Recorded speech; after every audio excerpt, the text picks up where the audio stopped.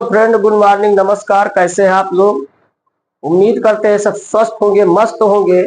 और अब दीपावली का त्योहार समाप्त हो गया है, तो नए ऊर्जा, नए जोश के साथ हम लोग आगे बढ़ेंगे। और तब तक अब नहीं रुकेंगे जब तक हम अपने एग्जाम को 90 प्लस पर क्रैक नहीं कर देंगे। तो आज का हमारा नेक्स्ट चैप्टर है, चूंकि ये न्यूमेरिकल से फर्स्ट चैप्टर विधिवत समाप्त हो गया है। ये जो 9th नंबर चैप्टर ऑप्टिक्स चल रहा है, ऑप्टिक्स का सेकेंड नंबर और टोटल चैप्टर कहा जाए तो शायद ये 10 नंबर चैप्टर स्टार्ट हो रहा है। तो आज जो हमारा टॉपिक है, देखिए, ये लेंस से संबंधित ये चैप्टर है। जो पिछला था वो दर्पण से संबंधित था। पिछला वाला चैप्टर हाई स्कूल से रिलेटेड था और ये चैप्टर अपने इंटर से रिलेटेड है। तो ये बहुत इंपॉर्टेंट चैप्टर है। अब एक लॉन्ग क्वेश्चन हमेशा आता है, गोलीय अवतल पृष्ठ के लिए अपवर्तन का सूत्र और चाहे उत्तल पृष्ठ के लिए अपवर्तन का सूत्र। तो आज का हमारा टॉपिक है गोलीय अवतल पृष्ठ के लिए अपवर्तन का सूत्र। तो अब ये मानकर चलिए कि ये मोस्ट इंपॉर्टेंट टॉपिक है। तो पहले हमें ये डेरिवेशन है, जबरदस्त डेरिवेशन है इसमें कुछ नहीं। अगर एक बार समझ गए तो कुछ नहीं रखा है। तो अब देखेंगे भाई, हम फिगर कुछ हल्का सा बना के रहने दिए हैं, तो हम जो फिगर में किया जाएगा वही हम लोग लिखेंगे। तो अब देखेंगे हम, यही ये इतना तो बना है, सब लोग जानते हैं। ये एक अवतल पृष्ठ है। ये इसका नाम हम रख देते हैं एस डैश। तो हम बोलते हैं, आप लोग कॉपी में नोट डाउन कर सकते हैं, और जो बोलते हैं यही हम लोग इसमें किया जाएगा। बहुत इत्मीनान से, कोई टेंशन नहीं, कोई जरूरी नहीं। हमारा ही सीरियल जैसे रचना पढ़ते थे छोटे क्लासों में, वही रचना हमें बात करना है। तो देखेंगे, आप नोट डाउन करते हैं। माना, चित्र में देखते देखिए और नोट भी करिए। माना एस डैश, माना एस डैश एक गोलीय अवतल पृष्ठ है जिसका ध्रुव P है। इतनी बात समझ गए होंगे, इतना ही हमने चित्र में बनाया है। माना एस डैश एक गोलीय अवतल पृष्ठ है जिसका ध्रुव P है। अब आगे क्या कहते हैं, अवतल पृष्ठ के मुख्य अक्ष पर, देखेंगे अब आगे नोट भी करेंगे। अवतल पृष्ठ के मुख्य अक्ष पर एक बिंदु वस्तु O रखी है। देखते भी रहिए, नोट भी करिए, देखते भी रहिए। गोलीय अवतल पृष्ठ के मुख्य अक्ष पर एक बिंदु वस्तु O रखी है। गोलीय अवतल पृष्ठ के मुख्य अक्ष पर एक बिंदु वस्तु O रखी है, जहां से चलने वाली प्रकाश की किरण, ये देखो, जहां से चलने वाली प्रकाश की किरण अवतल पृष्ठ के बिंदु A पर आपतित होती है। यहां तक बताओ भाई, जो लिखा है वही हम बोल रहे हैं। माना एस डैश एक गोलीय अवतल पृष्ठ है जिसका ध्रुव P है। पृष्ठ के मुख्य अक्ष के पृष्ठ के मुख्य अक्ष पर एक बिंदु वस्तु O रखी है, जहां से चलने वाली प्रकाश की किरण अवतल पृष्ठ के बिंदु A पर आपतित होती है या गिरती है। यहां तक बात हो गई होगी। अब एक बात, हम चूंकि ये माध्यम, एक माध्यम इधर है लेंस, एक माध्यम उधर है, तो हम मान लेते हैं इस माध्यम को N1 और दूसरे माध्यम को हम क्या मान लेते हैं, N2। तो हम ये कहते हैं बिंदु, मतलब वो क्या कहते हैं, अवतल पृष्ठ के बिंदु A पर आपतित होती है। यहां तक बात हो गई। अब हम कहेंगे, माना N1 विरल माध्यम तथा N2 सघन माध्यम है। ये भी नोट कर लीजिए। तो माना एस डैश एक गोलीय अवतल पृष्ठ है जिसका ध्रुव P है। पृष्ठ के मुख्य अक्ष पर एक बिंदु वस्तु O रखी है, जहां से चलने वाली प्रकाश की किरण पृष्ठ के बिंदु A पर आपतित होती है। माना पर हाँ माना इसके दो माध्यम N1 और N2 है, जिसमें N1 विरल माध्यम और N2 सघन माध्यम है। यहां तक बात हो सकती है। अब चूंकि देखेंगे, समझेंगे बात, ये N2 सघन माध्यम है, तो जब विरल से सघन में जाएगी तो ये अभिलंब की ओर झुकेगी। अब इसमें अभिलंब कहां है, तभी तो झुकाया जाए। तो एक चीज जानिए कि भाई ये जो क्या कहते हैं, वृत्त की परिधि पर खींची गई स्पर्शी त्रिज्या पर लंब होती है।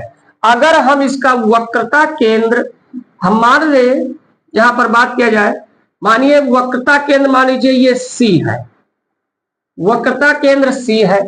अब C से अगर कोई रेखा इससे मिला दिया जाए तो ये चूंकि त्रिज्या होगी और त्रिज्या परिधि पर क्या होती है, लंब होती है। तो ये हम अभिलंब यहां से खींच देते हैं, ये हम यहां पर अभिलंब खींच देते हैं, जिसका नाम NAC हो गया। अब देखिए चूंकि ये आपतित किरण इससे जाना इस सीध पर चाहिए, लेकिन ये अभिलंब की ओर झुकेगी, तो ये हमारा हल्का ऐसे निकल जाएगी, ऐसे निकल जाएगी। तो ये हम यही कहेंगे, इसका नाम B रख देते हैं। तो हम यही कहेंगे, देखेंगे एक बार समझ, हाँ तो यही कहेंगे कि बिंदु A पर आपतित होती है। फिर हमने कहा था कि इसके बाद हम कहते हैं कि माना N1 तथा N2 दो माध्यम, जिसमें N1 विरल तथा N2 सघन माध्यम है। अब हम यही कहेंगे कि बिंदु A पर आपतित, हाँ बिंदु A पर आपतित होती है, यहां तक लिख चुके थे। आगे हम यही कहेंगे, यह आपतित किरण OA अभिलंब NAC की ओर झुकती हुई AB मार्ग से निकल जाती है। देखो AB मार्ग से निकल गई है, क्योंकि ये भाई अभिलंब से ये आपतन कोण आई होगा। यहां तक बात समझ में आया होगा। अब हम कहेंगे, देखिए दूसरी बात हम कहेंगे, इस बिंदु O से ही चलने वाली दूसरी प्रकाश की किरण, ये देखो ऐसे जा रही है, जो वक्रता केंद्र C से होकर जाती है।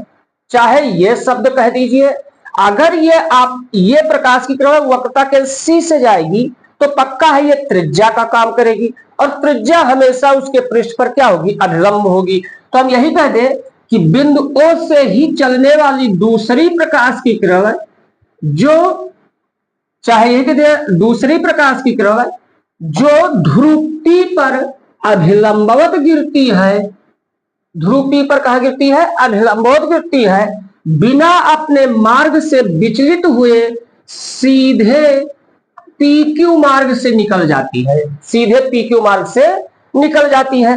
तो यहां तक बात समझ गए होंगे कि एक तो AB मार्ग से निकल गई और एक PQ मार्ग से निकल गई। तो ये दोनों अपवर्तित किरणें आपस में वास्तव में तो कभी मिलेंगी नहीं। अब क्या कहेंगे, देखें अब बात को समझिए।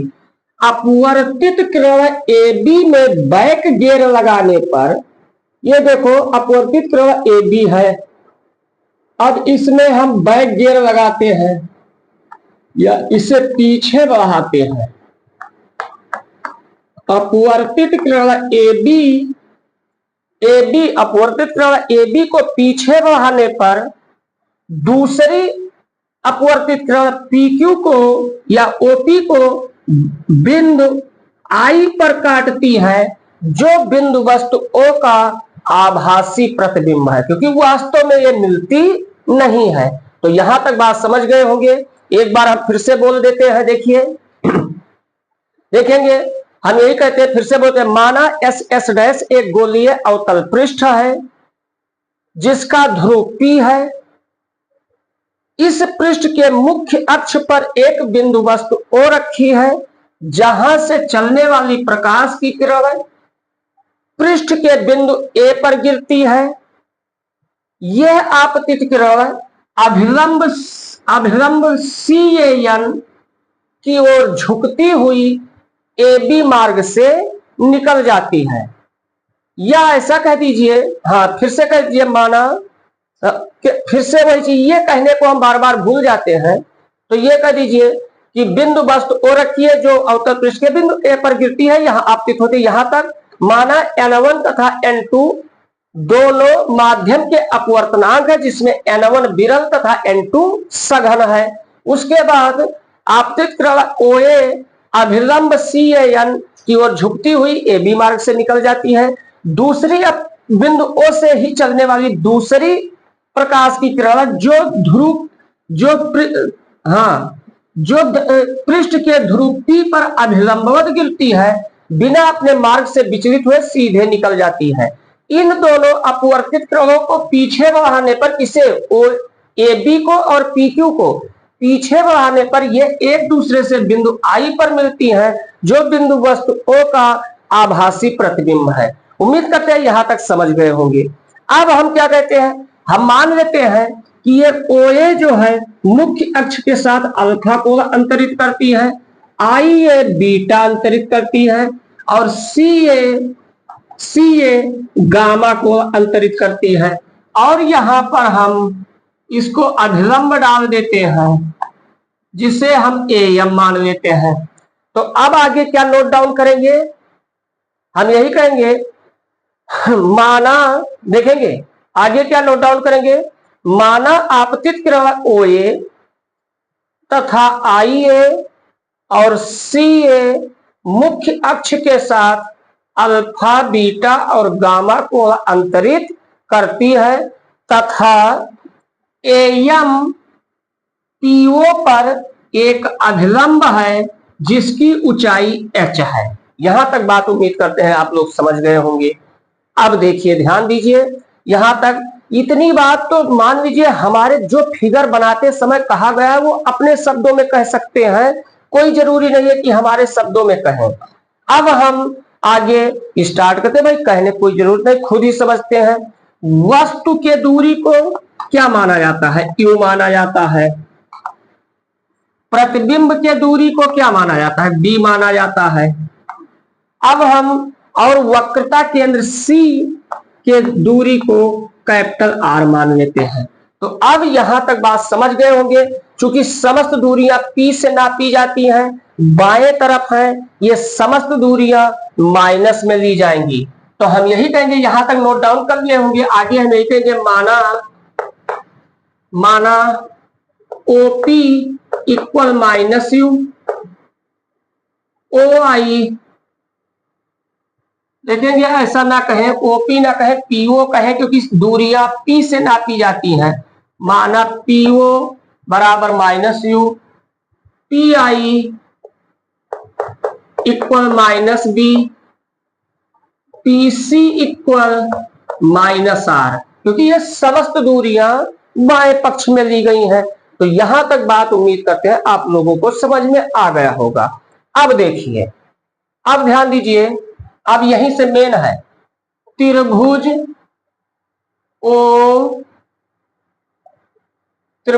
OCA में ध्यान दीजिए, त्रिभुज OCA को देखिए, ये बीच में जो प्रतिबिंब वाली लाइन है इसको मान लीजिए तुम्हें दिखाई ही नहीं दे रहा है।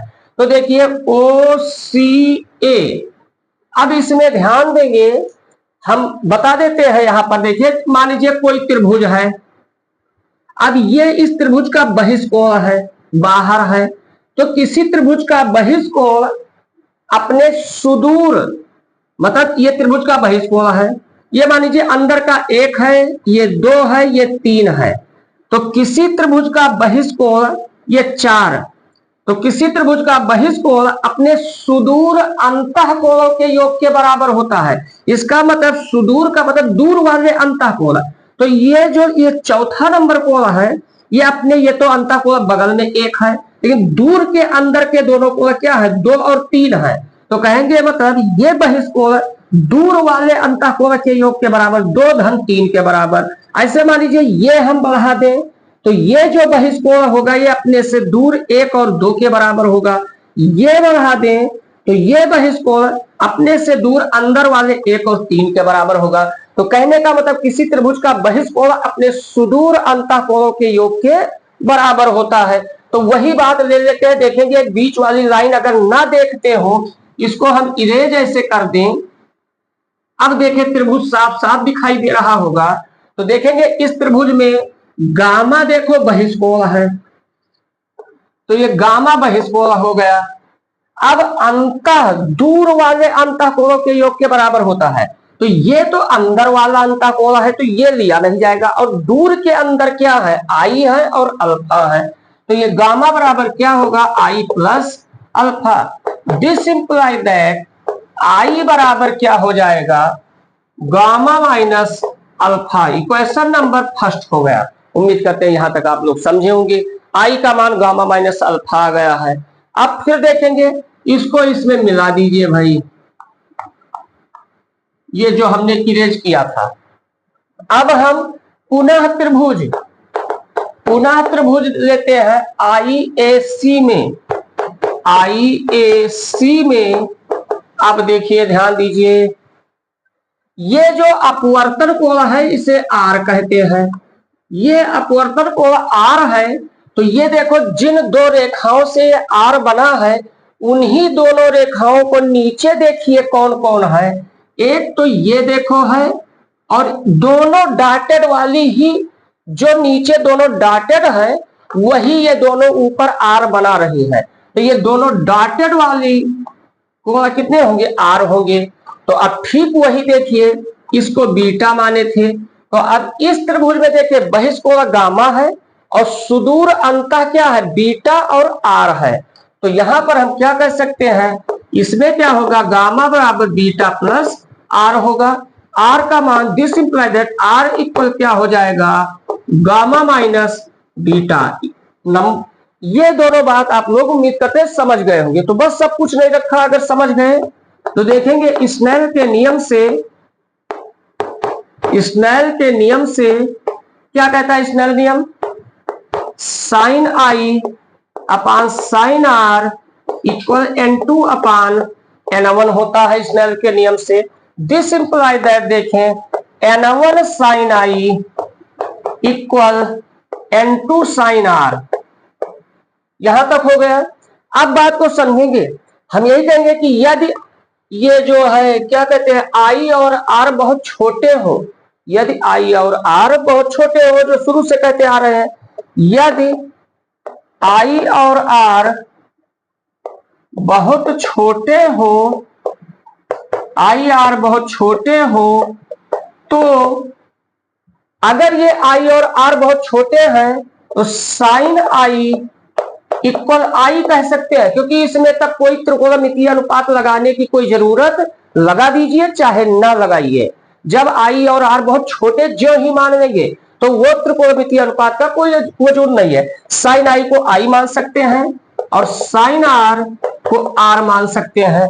ये मान उठा के इसमें रख दीजिए। अब साइन, इसका मतलब रखना क्या है, इस साइन मानो तुम्हें दिखाई ही नहीं दे रहा है, तो अब क्या हो जाएगा, N1 आई बराबर N2 आर हो जाएगा।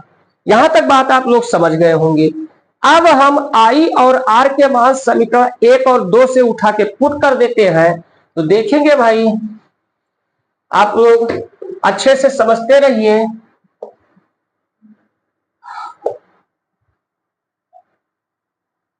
देखें, तो अब इसके बाद हम यहां से जो चले हैं यहां पहुंचते हैं, यहां से लिखते हैं, तो देखेंगे N1 आई का मान कितना आया, गामा माइनस अल्फा आया है, गामा माइनस अल्फा बराबर N2, ये क्या आया है, गामा माइनस बीटा। देखो एक बात और बता दे रहे हैं, आप लोग समझते रहिए भाई, ये जानते तो रहिए, ये कोई मैथमेटिक्स नहीं है कि आंसर आएगा सो आएगा, इसमें रिजल्ट पहले लर्न होना चाहिए। क्योंकि तो तुलसीदास जी ने लिख दिया है, जय विध हो है नाथ हित बोरा। इतना टेंशन लिखो ठीक है, लेकिन मन में लर्न भी रहना चाहिए कि गामा बराबर देखिए आई बराबर होता है गामा माइनस अल्फा और आर बराबर गामा माइनस बीटा, ये रटा होना चाहिए। और बगल में हिंट में लिख देंगे परीक्षा में, जय विध होए नाथ हित मोरा। तो कहने का मतलब लर्न क्या नहीं रख सकते हैं, आई बराबर गामा माइनस अल्फा और आर बराबर गामा माइनस बीटा, इसको हमने पुट कर दिया। अब देखिए इसको अगर पक्षांतर किया जाए तो देखेंगे ये N1 gamma minus N1 alpha बराबर N2 gamma minus N2 beta. अब ध्यान दीजिए, अब इसको हम देखेंगे गामा वाले पोर्शन को अगर वन साइडेड कर दें, क्योंकि गामा कॉमन हो जाएगा, तो देखिए यहां बचेगा क्या, माइनस N1 अल्फा और ये बीटा वाला इधर आया प्लस N2 बीटा, और ये बराबर हमारा क्या हो जाएगा, देखेंगे ये N2 गामा इधर है ही, और ये माइनस N1 अल्फा उस साइड ना, ये N1 गामा उधर जाएगा तो गामा दोनों में कॉमन हो जाएगा, तो N2 माइनस N1 ये क्या हो जाएगा, गामा हो जाएगा। इसे हम इक्वेशन नंबर 3, ये मान आया कहां से, यहां लिख दीजिएगा from equation first and second. समीकरण 1 हुआ 2 से, तो उम्मीद करते हैं यहां तक आप लोग समझ गए होंगे। अगर यहां तक समझ गए हैं तो आगे एक स्टेप और देख लीजिए, बस इसमें कोई दिक्कत आने वाली नहीं है। तो देखिए ध्यान दीजिए, यदि वही बात जितने एंगल मानते हैं उससे छोटा ही मान के लगाया जाता है। यदि अल्फा बीटा एंड गामा बहुत छोटे हो, बहुत छोटे हो, तो देखिए क्या, अल्फा बराबर जब बहुत छोटे हैं तो चाहे अल्फा कहो, चाहे अल्फा के साथ साइन कास टैन से काट कुछ भी लगा दो, कोई फर्क ही आने वाला नहीं है। तो हमारा काम टैन लगाने से बनता है, तो हम टैन लगाएंगे, तो अल्फा बराबर क्या हो जाएगा, टैन अल्फा। अब देखिए ये बीच वाला इस त्रिभुज को देखिए, अल्फा बराबर ये बीच में सब कुछ गायब समझिए, ये सब गायब समझिए, तो ये अल्फा के नाप के सामने भुजा है H। टैन बराबर होता है लंब बटा आधार, टैन बराबर होता है लंब बटा आधार, तो ये हमारा क्या, परपेंडिकुलर अपॉन बेस होता है टैन बराबर, तो ये लंब क्या है, H है, और आधार क्या है, OM है। तो यहां पर हम ये कह, अब ये पहले बता दें, जो दूरियां ऊपर को नापी जाएंगी वो प्लस, जो दूरियां नीचे को बाएं तरफ नापी जाएंगी क्षैतिज में तो माइनस उस तरफ पर। तो देखेंगे क्या होगा, H अपान लंब हो गया H अपान OM, मगर ये अगर कहा जाए ये द्वारक अगर छोटा है तो इस M को P के समीप मान सकते हैं, तो OM को POP भी कह सकते हैं, तो H अपान ये क्या हो जाएगा, PO, और देखेंगे H अपान PO वस्तु की दूरी माइनस Q हो गई, तो अल्फा का मान आ गया H अपान माइनस Q।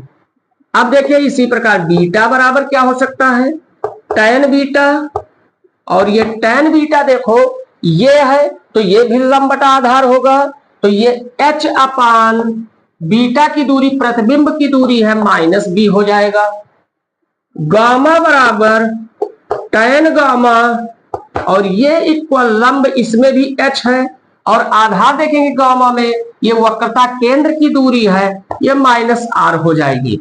अब अल्फा बीटा गामा का मान कहां पुट कर देंगे, इक्वेशन नंबर 3 में पुट कर देंगे। तो ये उम्मीद करते हैं आप लोग समझ, तो हम यही कहते हैं, देखेंगे जगह कम है, putting the value of alpha beta and gamma in equation, इसमें 3, देन वी गेट, तो अल्फा बीटा गामा का जो मान निकाले इसमें उठा के पुट कर देते हैं। देखिएगा पुट करते हैं तो यहां पर देखेंगे, ये देखो इक्वेशन नंबर 3 क्या, माइनस N1 है, तो माइनस N1 हमने रखा, अल्फा का मान आया है H अपान माइनस B ना, अल्फा का मान आया है H upon minus Q, H अपान, तो देखेंगे ये माइनस N1 और अल्फा का मान आया है H अपान माइनस U, ये हमने पुट कर दिया, प्लस N2 हमने रखा। अब N2 बीटा है तो बीटा के जगह पर देखिए क्या आया है, h अपान माइनस बी आया है, h अपान माइनस बी हमने पुट कर दिया, और फिर इक्वल क्या है, n2 माइनस n1, और गामा के स्थान पर क्या आया है, h अपान माइनस आर आया है। तो यहां तक सब हमने मान को पुट कर दिया। तो देखिए यहां तक बात को समझ में आ गया होगा। अब एक बात देखो भाई, इसमें इस डेरिवेशन में ये देखो h लेफ्ट साइड के सभी टर्म में और राइट साइड सब में h है। देखो यहां h, यहां h, यहां h। इसका मतलब h को कॉमन लेकर इस h से काटा जा सकता है। तो ये मानकर चलिए इंटर में है, ये कॉमन लेके वहां काटे वाटेंगे नहीं। मान लीजिए आप लोग कि ये h कहीं इसमें कहीं दिखाई ही नहीं दे रहा है। तो दिस इंप्लाइड दैट जब h नहीं दिखाई दे रहा है तो ये देखेंगे ये माइनस नीचे है, ये माइनस ऊपर है, ये प्लस हो गया, ये n1 अपान यू प्लस में बचा। और ये हमारा देखेंगे ये n1, हाँ ठीक है, एक बार चेक कर ले कहीं कुछ मिस्टेक तो नहीं है। तो देखिए इसमें ये h को गायब मान लीजिए, टेंशन लेने की जरूरत नहीं, n1 अपान यू बचा। और यहां पर देखिए ये h गायब हुआ लेकिन नीचे माइनस है, तो ये माइनस n2 अपान बी बचा। और ये इक्वल ये क्या हुआ, n2 minus n1 upon minus are. अब इस साइड में एक माइनस आर फंसा हुआ है मैटर। तो देखिए यहां पर ध्यान दीजिए, अगर इस साइड से माइनस कॉमन लेकर उस साइड में भेज दे तो ये प्लस हो जाएगा, ये डायरेक्ट काम किया जाएगा। तो माइनस अगर इसमें से कॉमन लेते हैं तो जो चीज माइनस में है वो प्लस में हो जाएगा जो टर्म, और जो टर्म प्लस में है वो माइनस में हो जाएगा।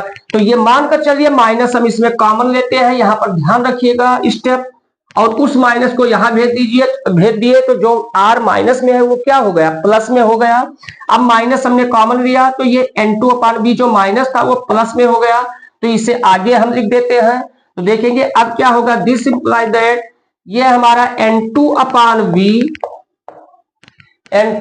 बी ये प्लस में हो गया, minus n1 upon U equal n2 minus n1 upon are.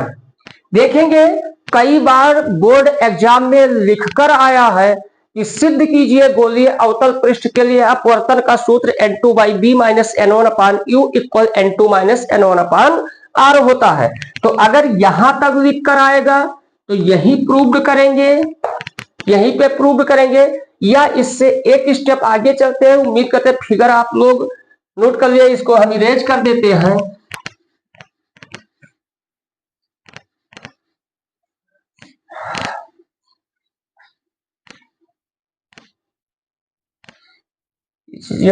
हाँ तो देखिए यहां तक ये प्रूव्ड हो गया। अगर इसमें कुछ आगे हमें चलना है तो हम चल सकते हैं। हम यही कहेंगे कि यदि n विरल माध्यम के सापेक्ष देखो प्रूव करने कह के आएगा तो यहीं तक प्रूव करेंगे। यदि n विरल माध्यम के सापेक्ष सघन माध्यम का अपवर्तनांक हो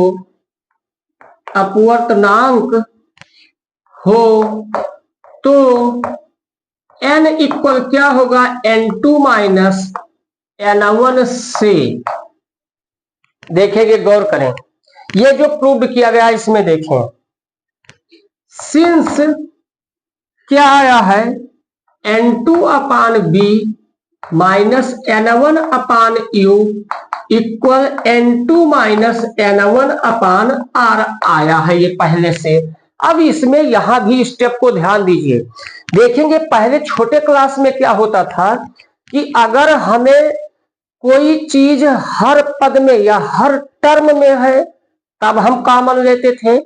आज हम लोग इंटर में है या हाई क्लास में, अब ध्यान, अब अगर हमें कॉमन लेने की इच्छा है तो हम कॉमन लेंगे, कॉमन हो या कॉमन ना हो, बस बशर्ते फर्क ये है, अगर कोई चीज हम कॉमन लेते हैं और किसी टर्म में वो चीज नहीं है, तो जो हम कॉमन लेते हैं वो उस टर्म में बटे में चला जाता है। अगर कोई चीज कॉमन लेते हैं उसमें नहीं है तो वो चीज उस पद में बटे में चला जाता है। अगर ऊपर कॉमन लेते हैं तो जिस पद में नहीं है उसमें नीचे चला जाएगा, और अगर नीचे कॉमन लेते हैं तो जिस पद में नहीं है उसमें कहां चला जाएगा, ऊपर चला जाएगा। तो देखेंगे, बात को ध्यान देंगे, हम n1 को प्रत्येक पद में कॉमन लेते हैं। अब देखो n1 को जब हमने कॉमन लिया तो देखो इस पद में कहीं n1 है, नहीं है। तो जब n1 नहीं है और n1 हम कॉमन लेंगे तो एक चीज ध्यान दीजिए, n1 को जब हम कॉमन लेंगे जिस पद में नहीं है उसमें बटे में चला जाएगा। तो देखो n2 पहले से था, n1 बटे में चला गया, और अपान b था तो है, फिर माइनस इसमें से n1 निकल गया तो बचा क्या, 1 अपान u बचा, और इक्वल इस साइड में देखें n1 कॉमन हो गया तो इसमें क्या बचा, n2 अपान n1, चूंकि इसमें नहीं है नीचे चला गया, माइनस 1 अपान क्या बचा, r। अब देखेंगे n1 और n1 दोनों साइड में कैंसिल मानिए, तो बचा क्या हमारे पास, n1 और n1 को कैंसिल मानिए, और देखिए n2 अपान n1 को क्या लिख सकते हैं, n लिख सकते हैं। तो ये हमारा n, इसको n2 अपान n1 को n, तो n अपान b माइनस 1 अपान u इक्वल, ये भी n हो गया, n माइनस 1 अपान r। नीचे लिख देंगे, यही गोलीय अवतल पृष्ठ के अपवर्तन का सूत्र है। तो उम्मीद करते हैं आप लोगों को अच्छे से समझ में आया होगा। अगर समझ में आता है, आप लोग वीडियो तो देखते हैं लेकिन पता नहीं क्या लाइक क्यों नहीं करते हैं। अरे लाइक कर दे तो उससे हमें भी कुछ मोटिवेशन मिलता है। आप लोग वीडियो देखते हैं मगर लाइक नहीं करते हैं, तो ये हम कहना चाहते हैं वीडियो देखें तो उसे लाइक भी कर दिया करें। अब हम नेक्स्ट वीडियो में मिलेंगे, तब तक के लिए जय हिंद जय भारत।